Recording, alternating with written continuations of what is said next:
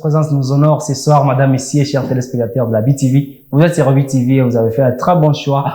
Au sommet de ce journal, suite à la baisse du prix du carburant, les avis sont partagés. Satisfaction et non satisfaction, qu'en disent les commerçants. On va se rendre au nord de Bujumbura au début de ce journal. Et dans ce même journal, face au problème de sécheresse et aussi des maigres productions du sol, la solution, ça sera la technique des vermicompost. Qu'est-ce que c'est et en quoi est-ce que ça consiste? C'est dans ce journal. C'est tout pour le sommet, madame, ici, et bienvenue si vous nous rejoignez.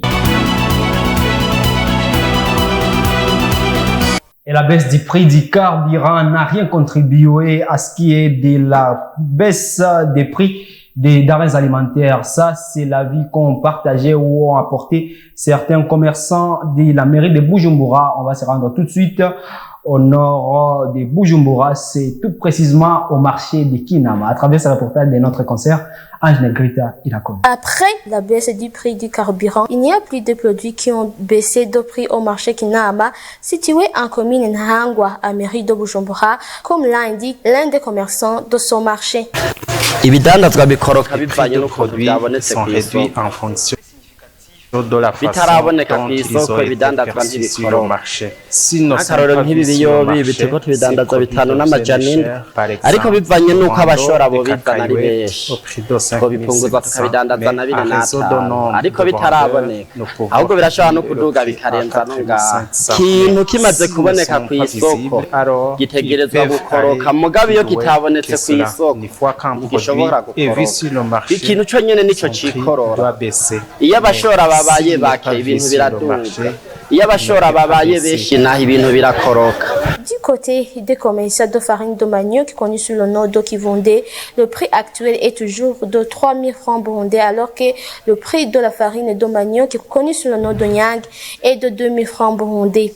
Toutefois, les marchands de chaussures, communément appelés Yiboyebon, ont déclaré qu'ils avaient de gros problèmes pour obtenir ces devises afin de pouvoir importer leurs marchandises de l'étranger.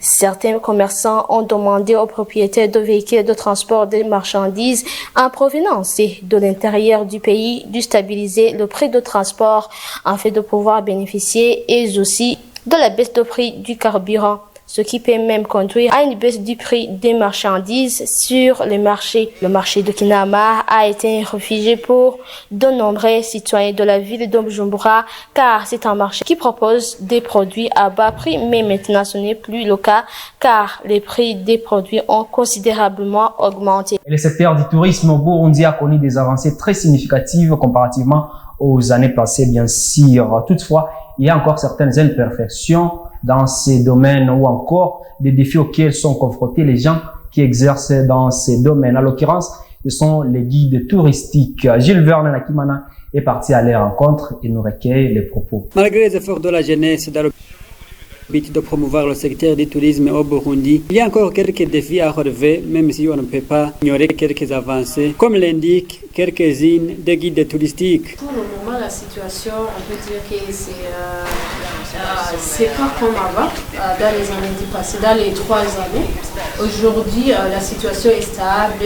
Bon, on remercie le gouvernement du Burundi parce qu'avec des différents appuis, avec des différents changements, il y a des lieux qui ne sont pas aménagés, bien aménagés. Les routes, ils ne sont pas très goudronnés comme on veut nous les guides touristiques. Je trouve que déjà l'État n'est pas très bonne, mais il y a des initiatives que l'État, le gouvernement est en train de mettre en place pour révolutionner le secteur du tourisme au Burundi. Sinon, si par rapport à l'état actuel du tourisme au Burundi, c'est encore vraiment à un stade, je dirais, bébé, parce que déjà, on n'a pas assez d'infrastructures routières ou d'infrastructures touristiques comme les hôtels, comme les restaurants. Même nos sites touristiques ne sont pas bien aménagés comme il le faut. Donc le potentiel est là, la richesse est là, on est vraiment riche, on a beaucoup à vendre au Burundi, mais c'est pas bien entretenu. Mais nous savons que le gouvernement est en train de travailler sur ça. Elle lance un appel à l'État devrait envie de booster ce secteur. On a besoin que le gouvernement aussi collabore avec les autres pays les autres pays de l'East Africa, par exemple la Tanzanie, le Kenya. Il y avait les échanges des animaux, le Burundi avec le Kenya, on avait échangé des animaux. Et il y a aussi même les gorilles qui sont à Nairobi, qu'on attend bientôt, qui vont venir dans les pays. Et on a besoin que le Burundi fasse la même chose avec la Tanzanie, pour que la Tanzanie nous donne des animaux. Si tu vois les parcs, on a un parc de la Kigwena, c'est très vaste. On a un parc de la Luvuvu, à Minga, c'est très vaste. Et alors, pourquoi pas le gouvernement du Burundi ne peut pas collaborer avec les autres animaux? Ce que nous demandons à l'État, c'est vraiment de continuer à faire comme ils le font, ces ateliers, mais surtout quitter le stade de faire toujours des ateliers ou des conférences, mais mettre en pratique ce qu'on discute toujours dans ce genre de réunions. Mais on espère vraiment que d'ici peut-être quelques mois, le tourisme au Burundi va se révolutionner. Vous saurez que le Burundi compte près de 240 sites touristiques, dont près de 120 reconnus, mais ce secteur ne contribue pas énormément, alors que dans d'autres pays, le tourisme est un secteur très prometteur. Et je l'ai annoncé dans le sommaire, la technique de vermicompostage sera la solution pour corriger l'acidité du sol et aussi la rendre beaucoup plus productive. C'est le reportage de Benoît Sibekwa. L'IFDC, à travers son projet d'appui pour une gestion responsable et intégrée des sols PAGRIS, en collaboration avec l'école normale supérieure et l'université d'Ongozi, a mis en évidence le 23 février de cette année la technique de vermicompostage qui consiste à corriger l'acidité du sol et la rendre beaucoup plus productive. Eric Gilbert Kazitsan, enseignant à l'école normale supérieure et un des chercheurs dans cette technique, nous a révélé quelques pistes de valorisation du sol.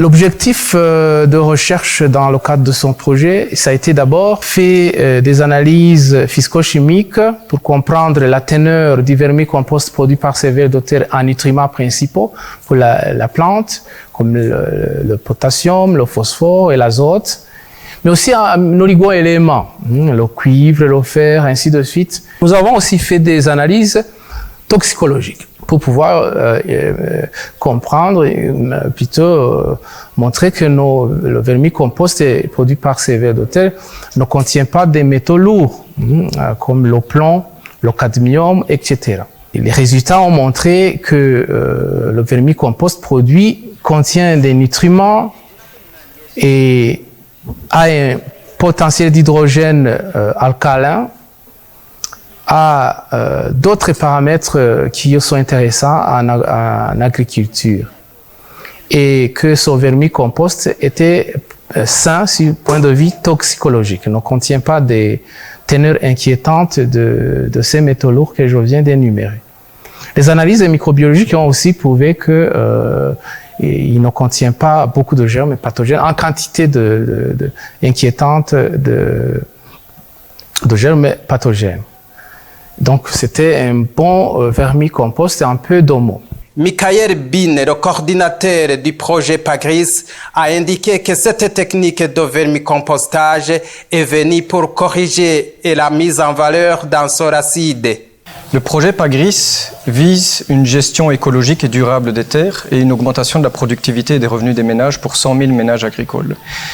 Donc, à travers ce projet, on recherche des alternatives et des mécanismes et des stratégies pour améliorer la gestion des terres de manière durable et augmenter la production et la fertilité des sols.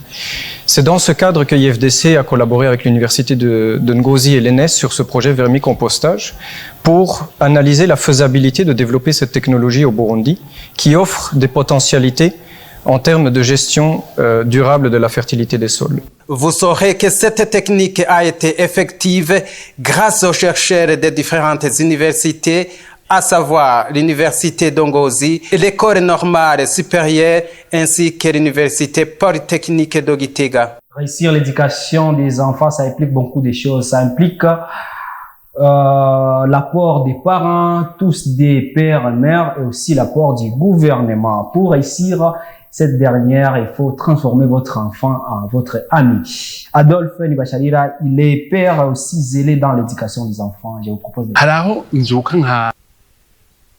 nkagenda isaha 12 zo mu gitondo zitaragera ngaca ahantu ngasanga. Parfois, je me réveille vers 6 heures du matin et quand je passe dans certains endroits, j'y vois des petits enfants, des très jeunes fillettes qui se baladent avec des hommes, des fois près des taxis.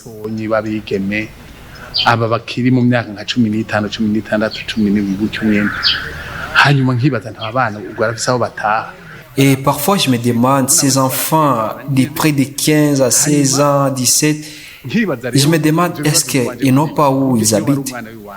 Comment est-ce qu'ils sont ici trop tôt le matin? Et il y a des fois, je me demande, et si c'était mes enfants? Et si c'était mes petits-enfants? Et si c'était mes petites filles? Mais d'après tout, je me dis, d'après tout, c'est un fils ou une fille du pays. De ma part, la faute, c'est premièrement aux parents et deuxièmement aux dirigeants. Vous allez m'excuser. Pourquoi j'ai dit les parents? Ces enfants, ils sont nés, ils grandissent, ils sont habitués à voir leur père partir de la maison et revenir le matin. Un père qui ne dialogue pas, un père qui ne sait pas les problèmes de ses enfants, un père qui ne saura même pas si l'enfant a passé une nuit dehors, car lui-même a passé une nuit ailleurs.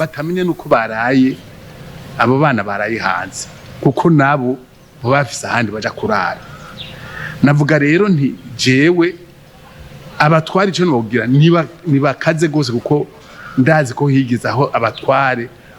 Les dirigeants de leur côté, ils ne tiennent pas rigueur ces petites maisons qui accueillent maladroitement ces enfants afin qu'ils puissent répondre de leurs actes.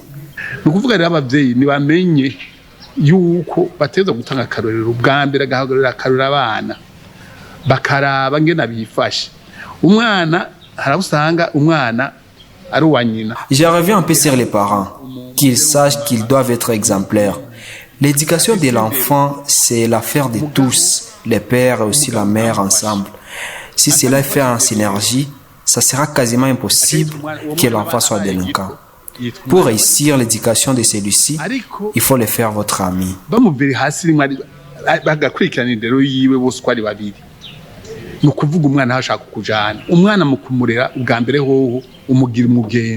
Du bonheur et beaucoup de rire, voilà l'atmosphère qui a régné pendant les 3 jours du Festival d'humour à Buja qui s'est déroulé à l'Institut français du Burundi du 21 au 23 décembre. Événement dans lequel beaucoup des artistes et humoristes ont participé à travers ces reportages de Idylan Ezabernis.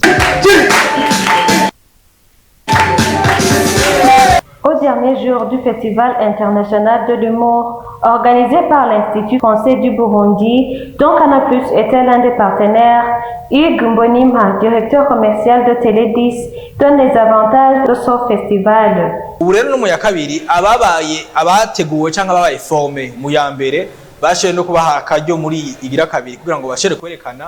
Les comédiens qui ont été formés dans la première édition ont eu l'opportunité de montrer les progrès dans cette deuxième édition. C'est pour ça que l'un ira au Cameroun pour montrer sa capacité de l'humour. On leur permet aussi de rencontrer et d'entrer en contact avec les experts de ce métier pour qu'ils puissent mieux se préparer. Michel Boala, comédienne venant du République démocratique du Congo, qui était présente, apprécie le pas déjà franchi par les comédiens en Afrique. L'humour, c'est un métier qui commence à prendre son envol en Afrique. C'est pas comme en Europe où ça a déjà été avec les gars d'El Malais, les Jamel. Ici, ça commence à venir. Mais ce que j'ai vu sur Burundi, avec le Buja Comedy Club, avec les jeunes qu'il y a là, il y a tellement du potentiel qu'il ne faut pas négliger. Moi, je demanderais aux culturels de Burundi et au public de vraiment venir soutenir l'humour burundais parce qu'il y a de l'avenir pour ça. J'ai vu l'engouement du public à venir à ce festival. Il y a la volonté, il y a l'envie et je crois que c'est ça qui va faire pousser l'humour du Burundi plus loin. Le festival de l'humour se déroule pour la deuxième fois au Burundi, où les comédiens en provenance du Maroc, Cameroun, Suisse, Congo, ainsi qu'au Burundi y sont participés. Ainsi prend fin ce journal, madame et messieurs. Merci de l'avoir suivi avec intérêt. D'ici là, portez-vous bien, prenez soin de vous et de vos proches. Mais si vous nous avez pris en cours de diffusion, voilà juste quelques titres qui ont constitué ce journal. Suite à la baisse du prix du carburant, Des avis sont venus de partout, satisfaction et non satisfaction.